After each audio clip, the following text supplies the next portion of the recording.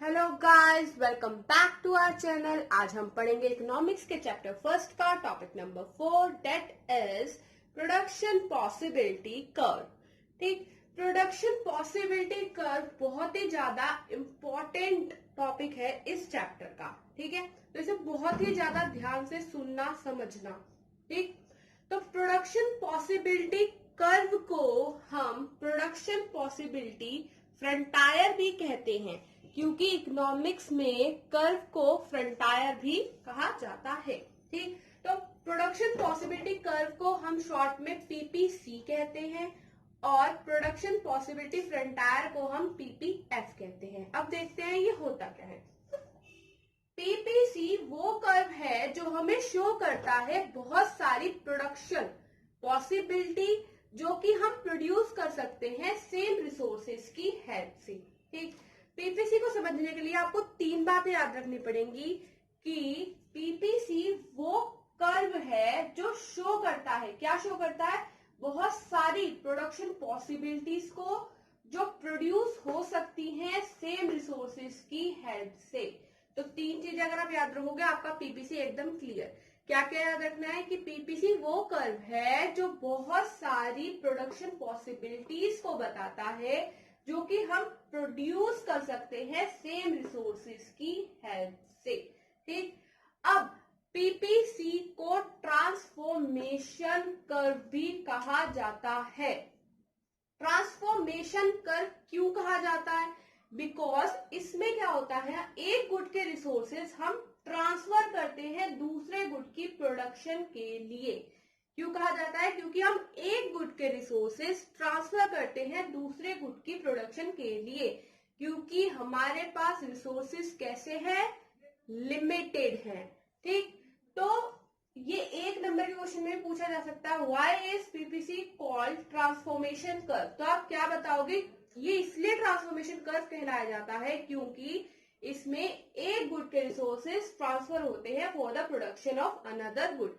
एक गुड के रिसोर्सेज दूसरे गुड की प्रोडक्शन के लिए ट्रांसफर किए जाते हैं, इसीलिए ये ट्रांसफॉर्मेशन कर्व कहलाया जाता है।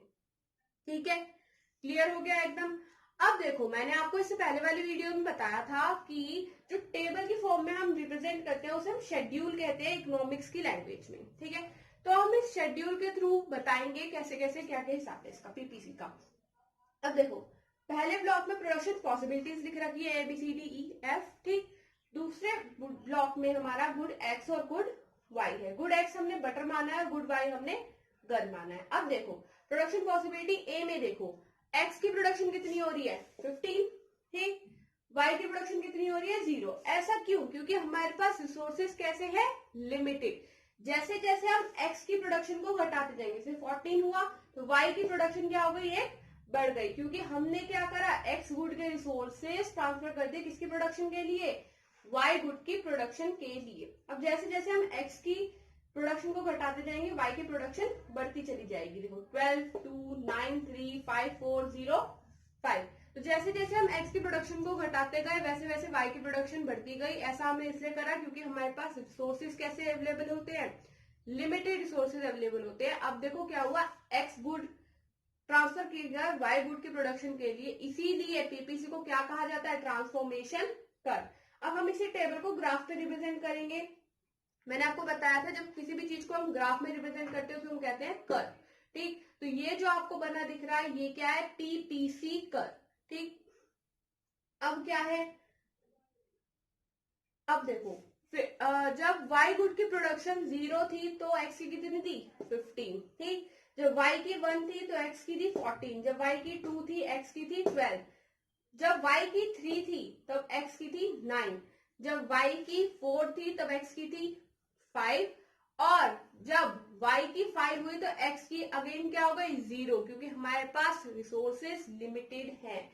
पीपीसी हमेशा कॉनकेव शेप का बनता है। कॉनकेव क्यों बनता है ये मैं आपको अभी बताऊंगी आगे। पर कॉनकेव शेप वो शेप होती है, इस टाइप की शेप को हम कॉनकेव शेप कहते हैं।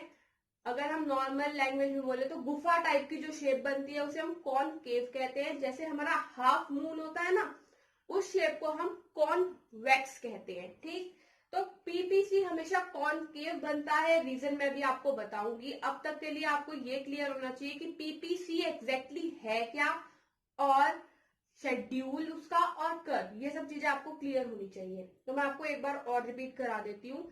प्रोडक्शन पॉसिबिलिटी कर्व में आपको 3 बातें याद रखनी थी कि ये क्या बताता है, वेरियस प्रोडक्शन पॉसिबिलिटी बताता है जो कि प्रोड्यूस होती हैं with the help of same resources, जो कि हम प्रोड्यूस करते हैं सेम रिसोर्सेज की हेल्प से। तो 3 बातें हमने क्या याद रखी, ये क्या बताता है, वेरियस प्रोडक्शन पॉसिबिलिटी जो कि हम प्रोड्यूस करते हैं किसकी हेल्प से, सेम रिसोर्सेज की हेल्प से।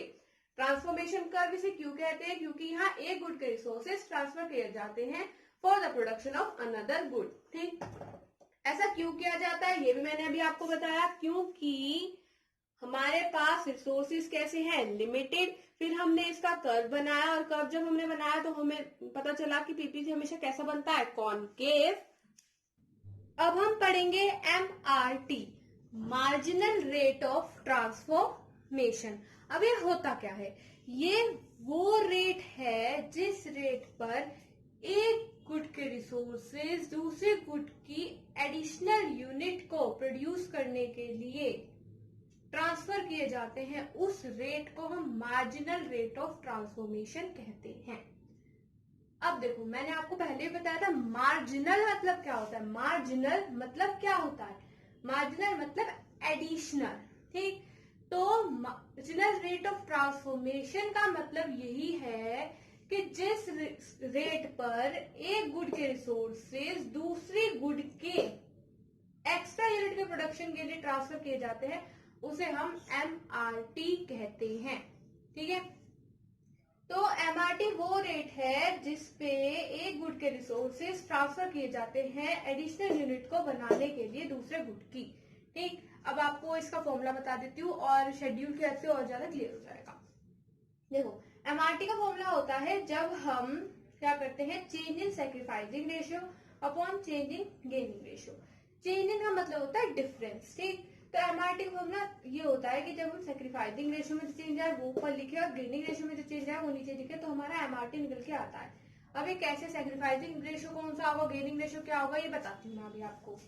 अब देखो, प्रोडक्शन दे रखी है ABCDEF। ठीक, अब क्या कहते हैं, गुड X 15 14 12 9 इनका प्रोडक्शन हो गया, ऐसे ही गुड Y का प्रोडक्शन हो गया। अब देखो क्या हुआ, पहले तो कोई चेंज नहीं आया, तो पहले तो MRT हो जाएगा निल। अब देखो, सेक्रीफाइस कौन कर रहा है, अपने आप को कम कौन कर रहा है, बटर गुड X। ठीक, और गेन कौन कर रहा है, गुड Y। अब क्या करेंगे हम, जैसे जैसे, यानी हमारे लिए ये तो हो गई सेक्रीफाइसिंग गुड और ये क्या हो गई हमारी गेनिंग गुड। अब क्या हो रहा है, जो गुड X ही सेक्रीफाइस कर रही है, तो पहले में तो हम कुछ नहीं करेंगे, डिफरेंस नहीं आ सकता, चेंज नहीं हो सकता। अब सेकंड वाले में देखो, सेकंड वाले में कितने का डिफरेंस, 15 में से 40 में से कितने का डिफरेंस है, 1। ठीक, गेन कितने का आया, 1 का, तो ये क्या रेशियो बन गया MRT का, 1:1। ऐसे ही 2 का डिफरेंस है, गेन कितने का हुआ, 1, तो 2:1। ऐसे ही 3:1, 4:1, 5:1। ठीक, तो ऐसे हमारा MRT निकल जाता है। जो गुड हम सेक्रीफाइस कर रहे हो वो सेक्रीफाइसिंग गुड, जो गुड हम जिसकी प्रोडक्शन हम बढ़ा रहे हैं वो हमारा गेनिंग गुड हो जाएगा। ठीक, तो MRT वो रेट है जिस रेट पर एक गुड के रिसोर्सेज दूसरे गुड की एक एडिशनल यूनिट के प्रोडक्शन के लिए ट्रांसफर किए जाते हैं ना, उस रेट को हम कहते हैं क्या, MRT। ठीक, जिस रेट पर ट्रांसफर होता है इसके गुड्स इसकी एडिशनल यूनिट के प्रोडक्शन के लिए, उस रेट को हम क्या कहते हैं, MRT। फॉर्मूला आपके सामने, sacrificing ratio, change in sacrificing ratio और चेंज इन गेनिंग रेशियो, इसे डेल्टा भी कहते हैं।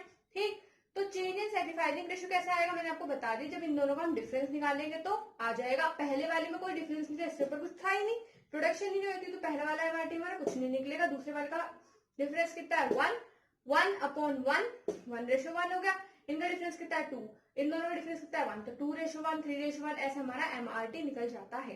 ठीक, अब ये MRT मैंने क्यों बताया है, क्योंकि आगे हम जब प्रॉपर्टीज पढ़ेंगे पीपीसी की, तो उसमें इसका बहुत ज्यादा बड़ा रोल है। ठीक, तभी आपको समझ आएंगे इसकी प्रॉपर्टी जब आप MRT अच्छे से समझ लोगे। ठीक है, आई होप आपको MRT क्लियर हो गया होगा, पीपीसी क्लियर हो गया होगा। ये वीडियो बहुत ही इंपॉर्टेंट थी। अब आगे मैं आपको पीपीसी की प्रॉपर्टीज बताऊंगी। अगर आपको मेरी वीडियो अच्छी लगे तो please like, subscribe, comment, share. Thank you.